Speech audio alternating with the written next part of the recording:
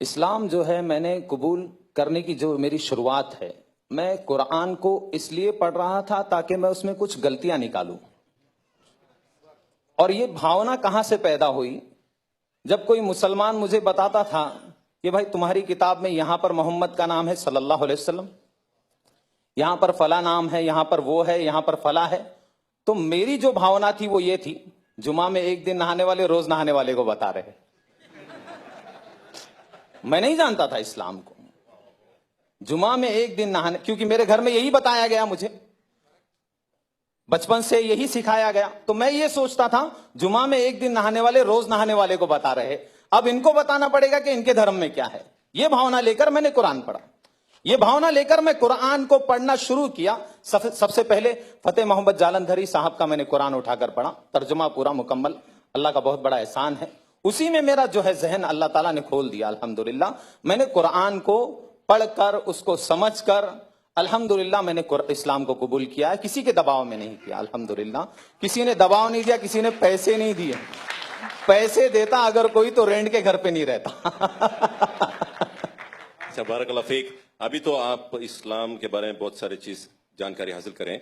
मैं आपसे ये सवाल कर रहा हूँ, आप भी क्या है, आप ऑलरेडी जो है लोगों को भी इस्लाम के बारे में आप जानकारी दे रहे हैं, तो मेरा ये सवाल है, क्या इस्लाम में जायज है लोगों को फोर्स करना और इस्लाम कबूल करवाना, ऐसा कुछ इस्लाम में जायज है क्या?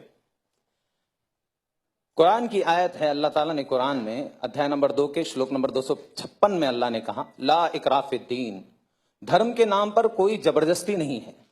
कद तबय्यन रुश्द मिनल गई, मैंने अंधकार और प्रकाश को वाज़ेह कर दिया।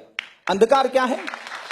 अंधकार यह है कि उस सच्चे पालनहार को छोड़कर किसी अन्य के सामने अपने मत्थे को टेकना, जिसने अपनी मां की कोख में, हमारी मां की कोख में हम सबका निर्माण किया है, उसको छोड़कर उसकी पूजा करना जो खुद मां की कोख से आए है, उसकी पूजा करना जो सूर्य की पूजा जो खुद अस्त हो जाता है, जो खुद निकलता है, उसकी पूजा करना, यह अंधकार है।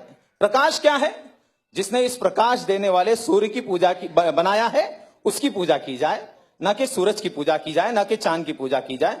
ये कुरान की बहुत सारी आयतें हैं। कुरान में भी अध्याय नंबर 41 में भी पालनहार ने कहा है, अल्लाह ताला कहता है, सच्चे पालनहार कहते हैं कि ला तस्जुदू लिश्शम्सी वला लिलकमरी वस्जुदू, नतमस्तक मत होना न सूर्य के सामने न चंद्र के सामने, बल्कि उस शक्ति के सामने, उस पालनहार के सामने नतमस्तक होना, लिल्लाहिल्लज़ी खलक़हुन्ना इन कुंतुम इय्याहु ताबुदून, जिसने निर्माण किया है इन सारी चीजों का, उसके सामने झुको, न सूर्य के सामने झुको, न चंद्र के सामने झुको। तो इस्लाम जो है ये सिखाता है, एक ईश्वरवाद सिखाता है, सच्चे पालनहार की भक्ति सिखाता है, उसके आदेश के अनुसार जीवन व्यतीत करना सिखाता है। इंसान सुबह कैसे करे, शाम कैसे करे। पहले जानवर था, अभी इंसान बन गया, ऐसा लगता है मुझे। पहले मुझे नहीं मालूम था कैसे जीना है, क्या करना है। सोकर उठूं तो क्या करूं? सोकर उठना भी भक्ति है। इस्लाम में अगर कोई आदमी सोकर उठता है, अल्हम्दुलिल्लाहिल्लज़ी अहयाना बादा मा अमातना व इलैहि नुशूर पढ़ता है, तो उसको सवाब, सोने का अज्र मिल रहा है। बाथरूम जा रहा है, वहां पर भी भक्ति की प्रेरणा दी गई है, बाथरूम की प्रार्थना करनी है। निकल रहा है तो प्रार्थना कर रहा है। सड़क पे कैसे चलना, थूकना, अल्लाह अकबर, बड़ा एक हर अमल को जो है बताया गया। थूके कैसे इंसान, सामने ऐसे नहीं थूके, क्यों? किसी और को तकलीफ भी हो सकती है।